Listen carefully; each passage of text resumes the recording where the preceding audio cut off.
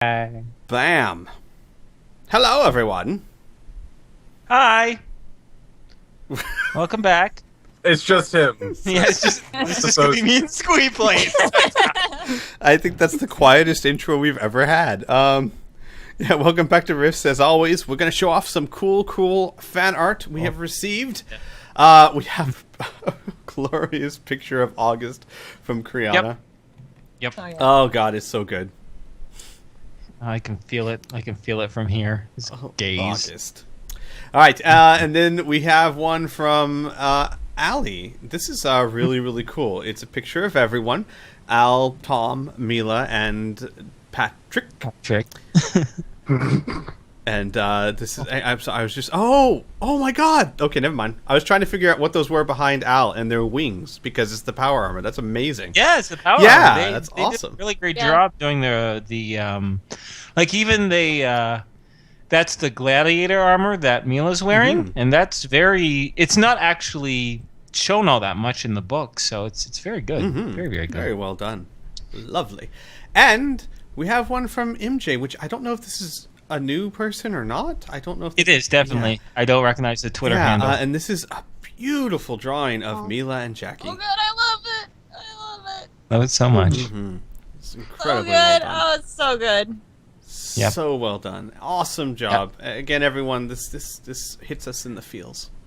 Well, it's very flattering is what it is. So it's pretty awesome. So, shall we start the session? I think we shall. Yeah. I answered my own question. Well done.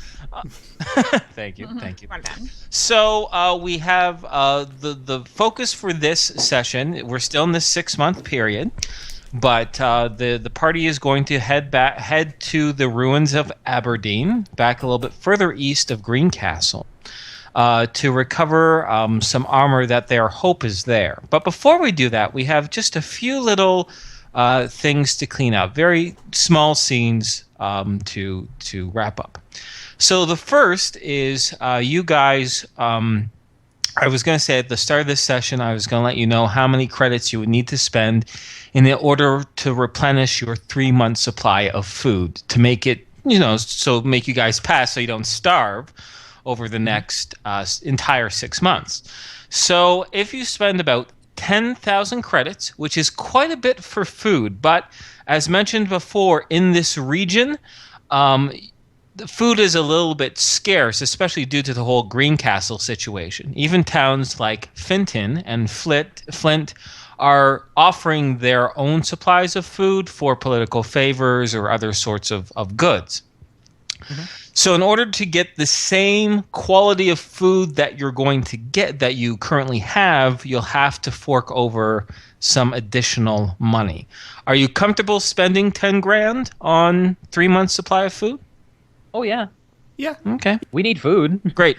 Because there was going to be a few other options to get like lower quality stuff for cheaper. But if you guys wanted to just, because I know right now we don't role play exactly what kind of food you guys have, but the way it's been role played is that it's a decent supply and quality, right? So to continue that same level of nutrition, 10 grand.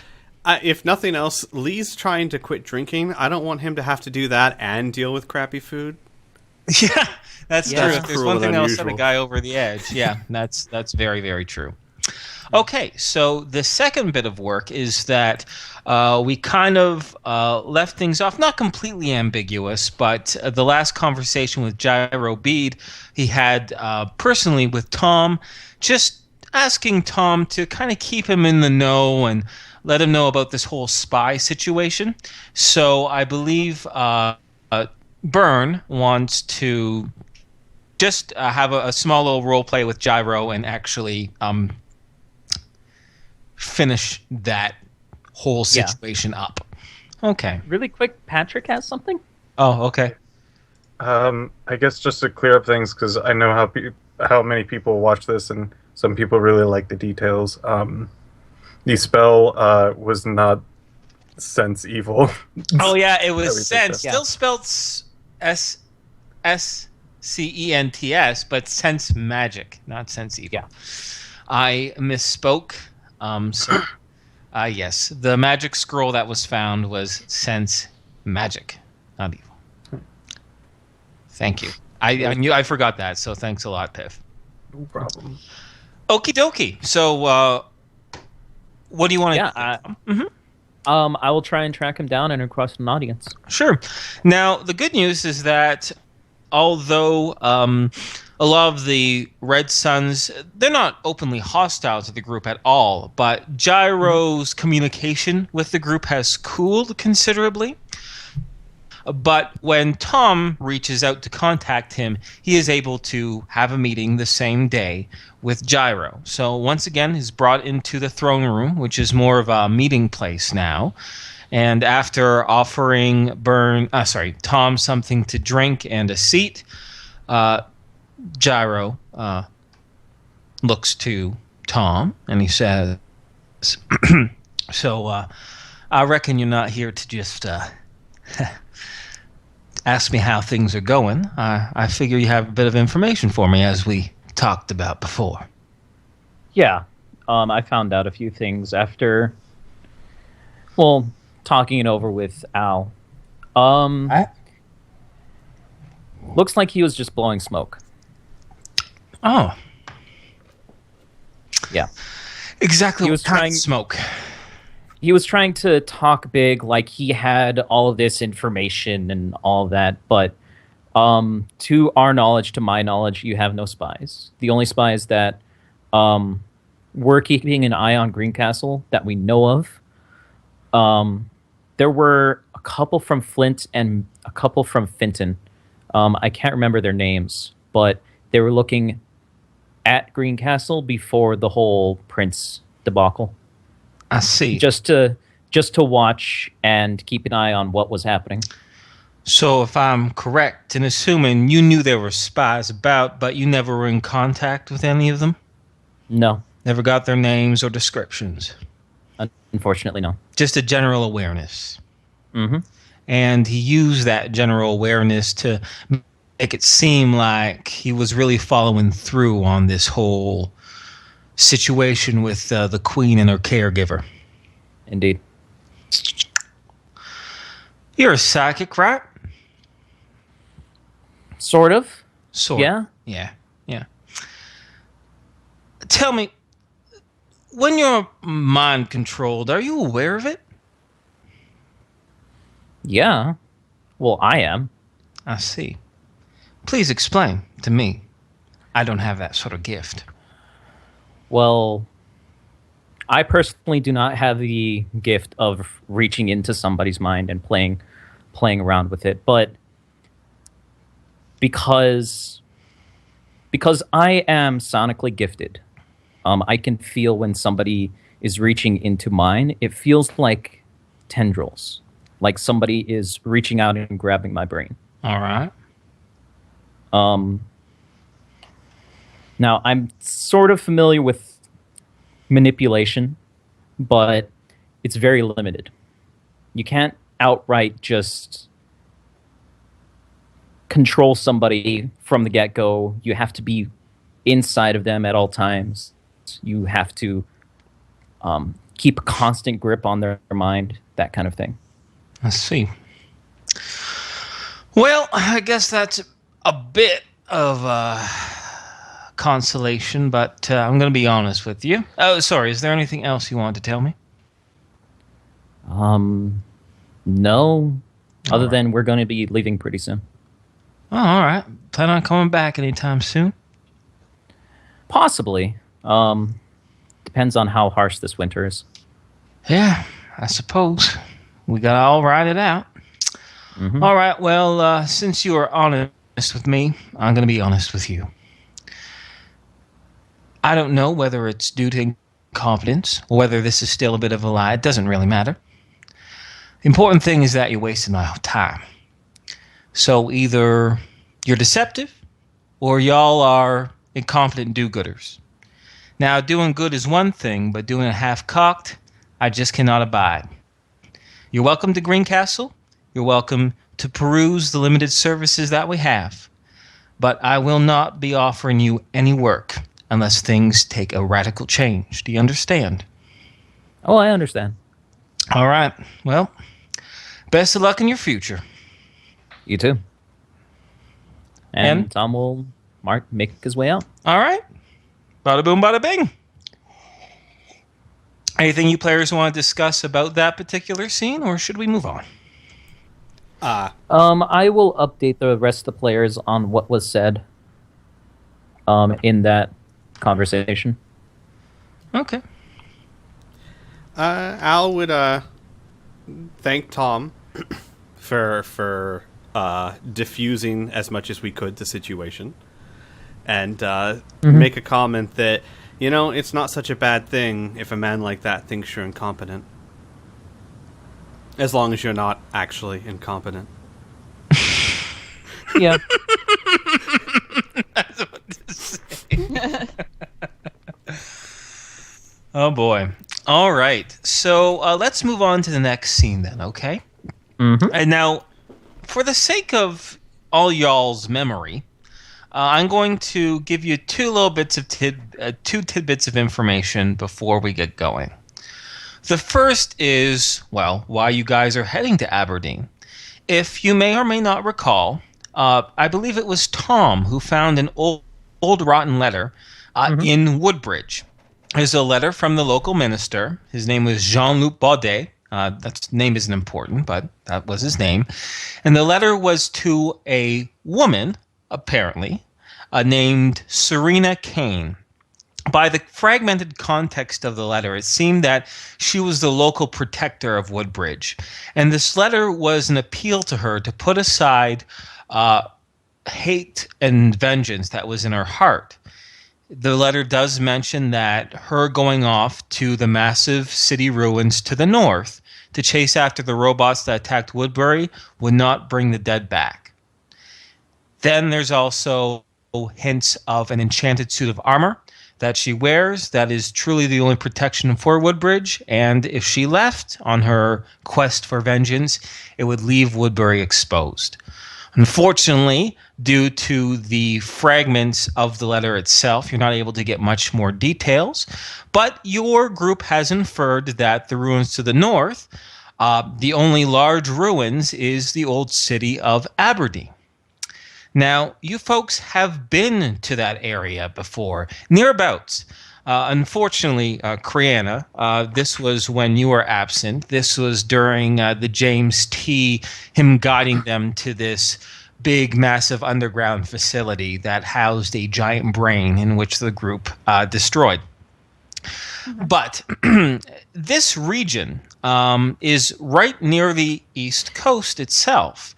And when you approach with James T., you remember seeing large footprints, large, strange alien footprints, and a lot of robot activity in the distance around the ruins of Aberdeen itself. James T. cautioned the group to actually circumvent the ruins completely, kind of hugging a forest line until they got to the south of the region itself, in which he uncovered a secret entrance to the underground facility. Since you folks are going back towards Aberdeen, now you're not going to the underground facility that we're aware of. You're actually going to the ruins. The distance between the ruins itself and the secret entrance to the facility is a good 12, 15 miles distance. But the important thing is the approach itself. When James T. led you, he encouraged you all to stop the behemoth still within the woods before getting sight of the city and then go on foot.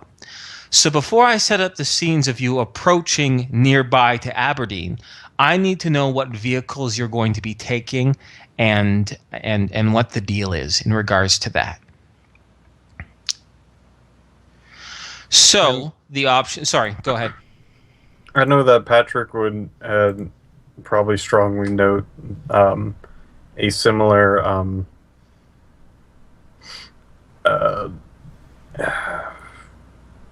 hall the last time we went around might be a good idea.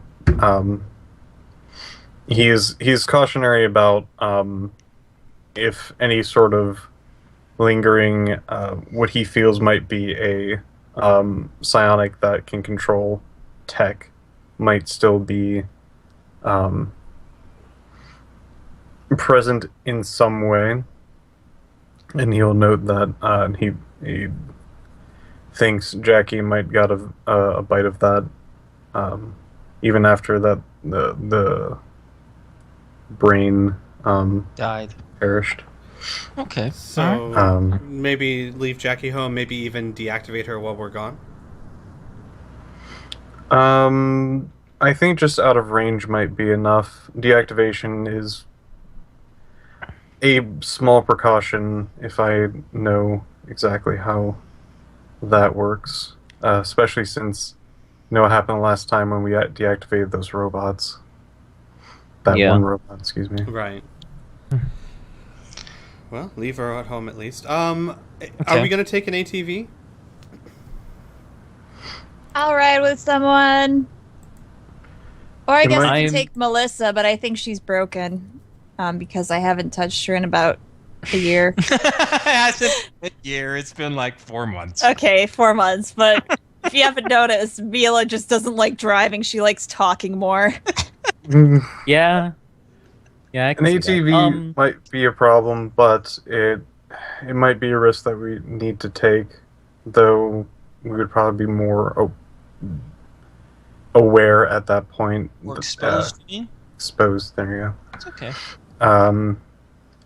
It might be something along the lines of control or radar that James T might have cautioned us to pull back everything and go on foot. Well, you guys do know the way radar works is most systems that have radar, vehicles, power armor, robots, they typically have radar in there, which also means things with radar are able to identify them. You've known that from past experience, of course, right? So I guess that's the big question. Do you take items that will be picked up by radar or not be picked up by radar?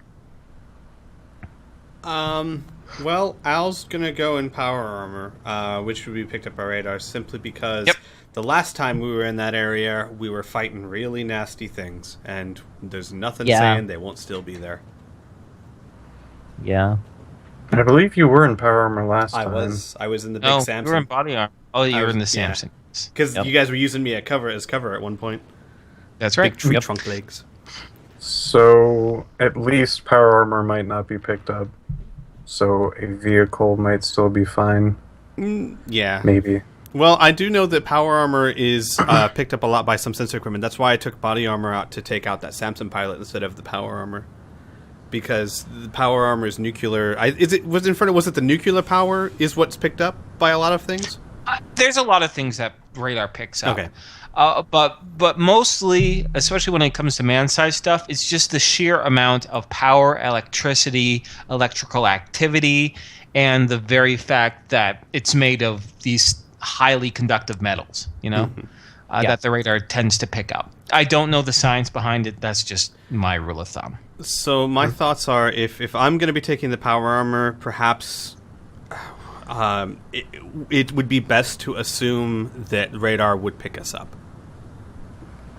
That is All right. a fair assumption. So I guess we should come prepared then. I guess just kind of load ourselves out and yeah. Okay. So I just need to know, specific armors, weapons you guys can take care of. We don't need to micromanage that, right? Mhm. It's just in regards to the radar thing, I just need to know how big your profile is, whether you're taking the entire behemoth, whether you're taking the power armor and an ATV and a motorcycle. I just need to know your vehicles. That's all. Or if you're going on foot, right? That's all I need to know. I am taking my motorcycle. Okay. Then I'm most likely going to be taking my ATV. Great. And then that, by the sounds of it, Mila, oh my goodness, Mariah's not here right now. Mila will be in Patrick's ATV, yeah? Yep. Okay. So, and then question number dos. What NPCs do you want to take with you? They're all willing. Oh my. Alicia. Oh, wait. All but August are willing. Yeah. Yeah, I figured that. August, come with me. me. Honestly? Yeah, we kind of actually the few things that are in the contract. This is one of them where we would not. He'd be able to opt out. Yeah, you promised him Well, you wouldn't have to do any hard labor. And honestly, I think he would want to be helping the robot worker with the shuttle. Remember, he liked the shuttle last time that we We showed can it to him. definitely say that's what he. We could say, Definitely. August, if you can drag yourself out of bed to work on the shuttle. Don't be so sarcastic. No, I'm with Burn. Alicia. Not only does she have experience fighting these things, but it's Alicia. She Yep. hits people in the eyes while holding a squirrel with one hand. Yep. You gotta take the badass. I'm thinking of leaving Jackie. Absolutely, yeah. I- And Mrs. Mams and Hannibal. So let's just. Hannibal's never, ever, ever going on a mission with us. I am sorry. Unless it's Not treats. until I install little some. puppy. Here's a question: Is Laser eye. Bear still sticking to Mila like glue, or? No, this is interesting. Since the time, because it has been a few months, and I haven't really touched into a lot of the NPC behaviors, but this is important. Bear is still attentive, caring of Mila, Nora, Mariah, but he has cut the umbilical cord, for lack of a better word. He's had some conversations with Mila. Actually, it was not last session, but the one before, where he realized that he had to give her a little bit of distance, that he'll be a trusted friend. He'll always be there for her, but he can't try to control her anymore. So he's not always sticking to her like glue, but he's always quick to come to her assistance. And this is one of those cases. Okay. Personally, kind of like along with what Piff said, if we are assuming that we're not using an element of surprise, the stronger the force we are, A, we might be able to avoid trouble, and B, if trouble finds us, the more prepared we are. Okay. Now, one thing to note of Bear, however, he does wear partial constructive body armor. He is very much at home in the wilderness. He's very good with stealth, surprise, sudden attacks. He can stand his own in a stand-up fight, but if someone targets his head with a mega damage weapon, he prefers to play it. He typically is sneakier and smarter rather than just being balls to the wall like Alicia. Right. Well, then I would So he say- can still accompany you, but if things get really hairy, like missiles are flying, he'll probably go self-preservation and withdraw from the fight. Right. Up to you guys then. I kind of see the advantages and disadvantages to both. So. I would just opt out of having Lee and Bear with us. Sure. Yeah? That's just Why me. Lee? Well, as much as he knows a lot about magic, I'm not quite sure how much he knows about either psionics or tech. Even though he can hold his own in battle, and he's useful, I'm just not quite sure, other than just being able to throw out stuff in battle. I'm not entirely sure how. That's a fair point. We've never even bothered to do this. We could ask him. We've never actually bothered to ask Lee how he fights and what he's good at, and maybe it would be something worth doing. Because for all we know, maybe he's awesome against robots, and we just never thought to ask. I doubt it, but you never know. Yeah, he scratches his beard, which has actually grown out considerably since the time that you passed. Like I said, when we get a little bit later on in the sessions in the month, I'll do some touch base as to how the NPCs have handled this time skip, but not right now. He's interesting. Right now, Lee seems to be a lot more easier to agitate, but he's not necessarily aggressive. But he scratches his beard and he says, well, to be honest, I was more of an explorer type. I tried to avoid stand-up fights, but that's not to say that I can't handle myself. Tech, psionic, magic, they're all different flavors of the same thing. People trying to kill you. So I handle it as best I can, as anyone else can. But if you're wondering if I'm specialized against something, it's not it. I used to summon a lot of stuff, but I don't do that shit anymore. Not after, well, you know why. Al would nod. Okay, I'm good with Lee and Bear staying behind too. If you feel that that's probably best, Piff. That would be my go-to for that, but that's just me. Criana, Yeah. what do you think about Bear? I think he's not really a bear. It's my input. Do You want him to come along? Took time to come No, to that's this cool. revelation. I think we're good. These guys are going to be staying home, and we're just taking these 5. Okay, great, good to know. Yeah. And I do believe that everybody, including Al in the gunner seat, can fit in the ATV. It'll be a bit cramped, and I will be in a Motorcycle. Yeah, sure, not a problem. Alicia makes a comment how she's used to being in the bitch seat. Oh, I mean gunner seat. Actually, well, no, it's fine. Honestly, Alicia can be in the gunner seat, and Al will either just basically probably fly scouting around or sit on the hood, or he can sit on the outside of the car just fine. Because if he falls off, Or you can just scratch. you can his just arm. run alongside. Yeah, I could do that. Either way, Yeah. not a worry. Yeah. You're able to. So now that I know who's coming and what you're going with, I can set the scene. Are we good doing that? One Yes. thing I would like to, and I'd like to ask Piff too, just to be sure. Can I keep the a spare set of rockets in the ATV? Is there room for that? Let's see. Which one is the ATV? Okay. Big boss. Yes. I'm just trying to figure out which ATV that's currently intact. I believe the rocket one. The rocket one, yeah. Okay.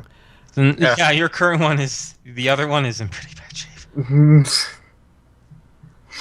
Oh, actually, So that might be even better. The rocket launcher, it can fire any kind of mini missile, right? Yes. Okay, then if you guys are good with this, because what I did this when we went to heal or help Mila too, is he's got his 12 on his wings, and then another set of 6 plasma, 2 armor piercing, 2 smoke, 1 tear, and 1 knockout gas. We could just keep that in the ATV, and either Al could use it to replenish any missiles he uses, or Alicia could use it to fire off the mini. It would depend on if we load any into the rocket launcher Oh, first. no, this would be spare, in addition to anything we Spare. load in there. This would be spare. Okay. I would say there's enough room for that. Sure. Yes. Narratively speaking, it makes sense. Mini missiles don't take a ton of room. They're not tiny, but those big bosses, they're known for carrying a lot of storage, so you should be fine. All right.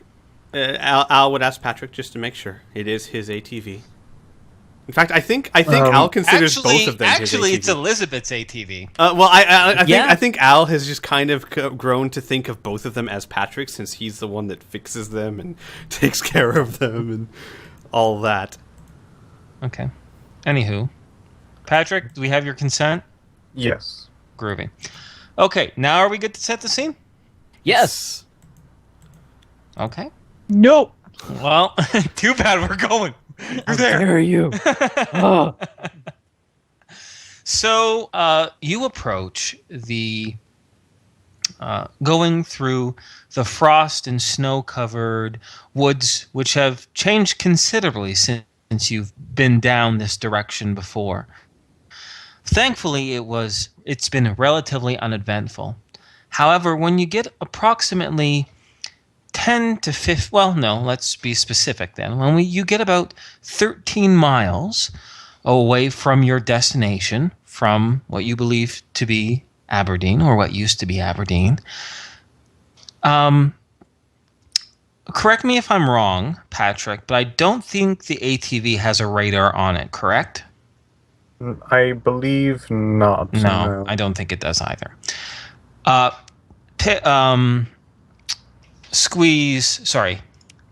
Al's power armor, it does have radar. Although I'm curious, does Al have read sensory equipment as a skill?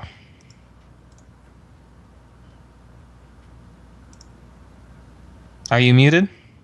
Or are you just checking it out? No. I was Looks like muted. muted. I was muted, and I was out of the window checking it out. Yes, he does have read sensory equipment. He does. Yes. All right. Could you please roll me that skill and let me know how much you fail or succeed by? Sure. That is okay. You sound so scared. Should be. I succeed by 52. That is absolutely excellent. The news I'm going to give you is not excellent, but when you get 13 miles away from your destination, this is you scouting about as well.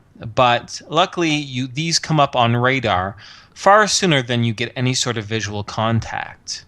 You are aware that your radar can only really hold and track 24 separate targets.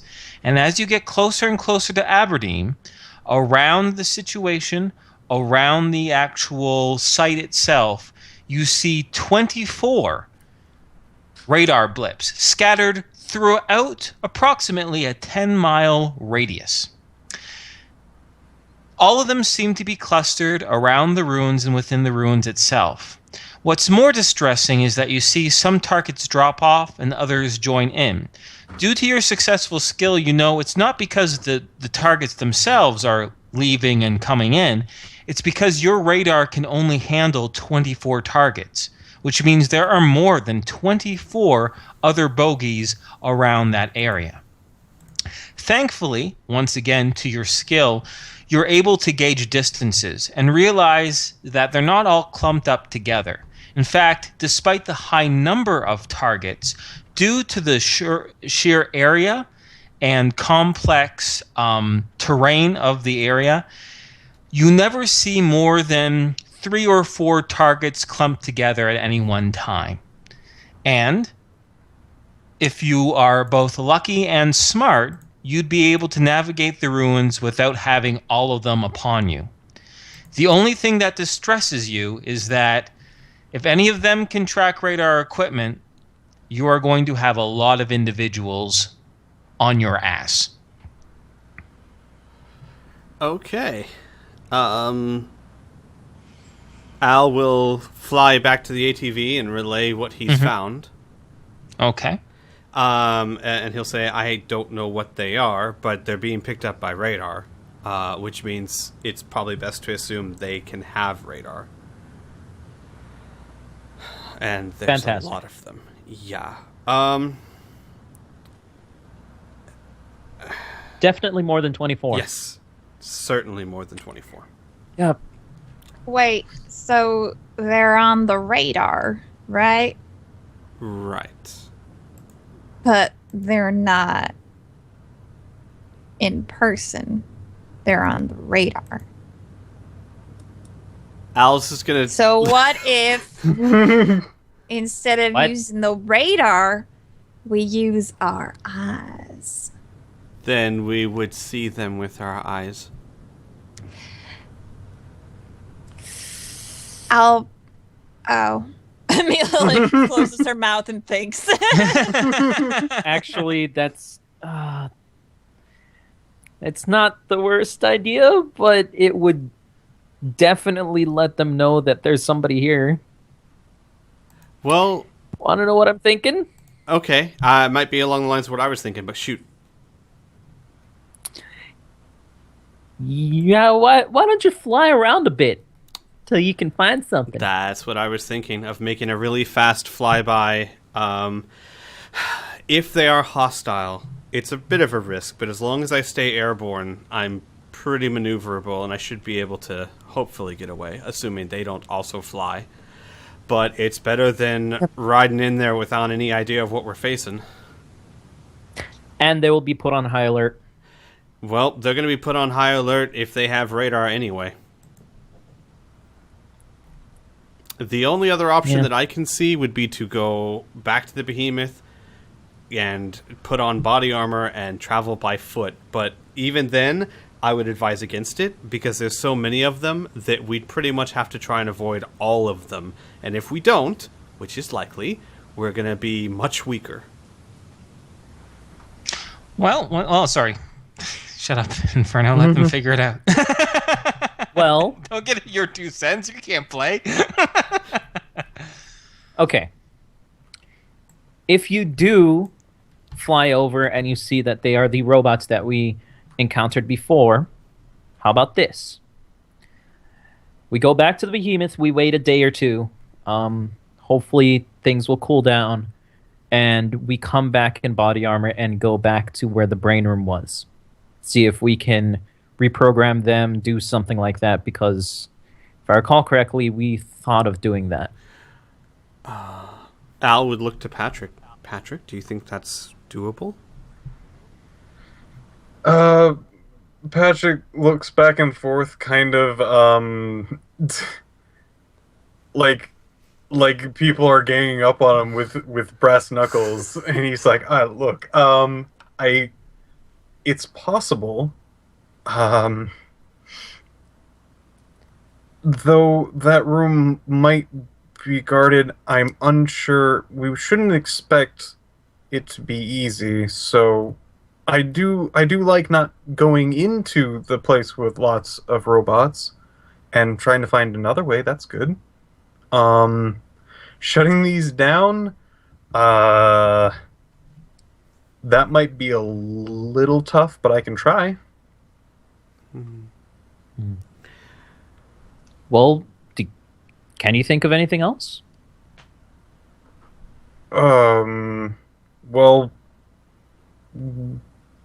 where are we trying to go? Because I'm sure that I could probably find, maybe there seems to be underground ruins, so maybe going through there through some schematics might work.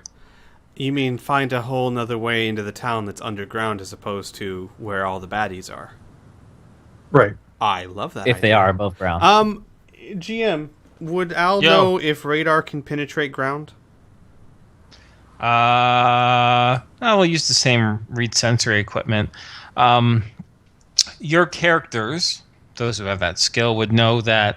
No, once you get probably about 3 to 4 feet below ground, the signals just bounce right off of it.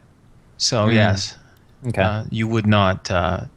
It is very difficult. You would require a different type of sensory device to measure things underneath the ground. A device That's- that actually very, very few vehicles have. Even the Behemoth, which has an amazing sensor suite, doesn't have something that specialized. That's why there's such a thing as ground penetrating radar. I'm sorry, I was berating myself, not you. I was about to Inferno. say, what the fuck? I'm so sorry, Burn. I'm sorry. I didn't know. All right, anyway. There you Stupid go. burn is stupid ideas and stupid hair and stupid face. Anyways, This isn't stupid. All right. so So, let me just bring it in. So, it seems like step one, Al is going to fly over the ruins of Aberdeen to see what he can see, right? And hope that a shitstorm doesn't come at him. Then plan two, if it looks like something y'all can't handle, you're going to look for an alternate route, preferably underground, perhaps, to get into Aberdeen proper. Correct? Yes. yep. Yes. Okay. All right. So let's go with plan one, shall we?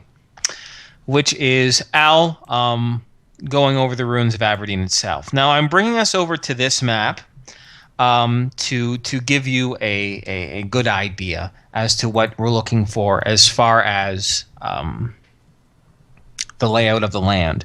The top picture, of course, is graphic representation of the ruins of Aberdeen itself.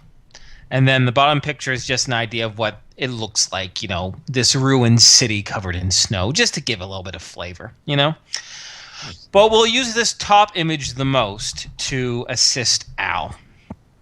So, what's your tactic? Like, how fast are you going? And what route are you going to take? All right. Well, Like, you're going to give it a circle, you're going to pass through the center, you're going to make one pass and then one pass back. I just want to know your general tactic. actually, my thought would be to head towards the closest clump and fly over them. Basically, I want to try and fly over 2 separate clumps to try and see if they're all the same type of thing. And fly about 30 feet to 50 feet above them, so it's close enough I can see more than just a dot, and fly. However, as fast as I think I can fly while still making out what it is. Probably not that fast. Can you let me know the speed values of? Yes, that's the thing. Yeah. So let me just tell me the general miles per hour that power armor can go, just so I have some framework so I can let you know. Okay. The speed, what to expect. The Titan can fly a maximum of 400 miles per hour.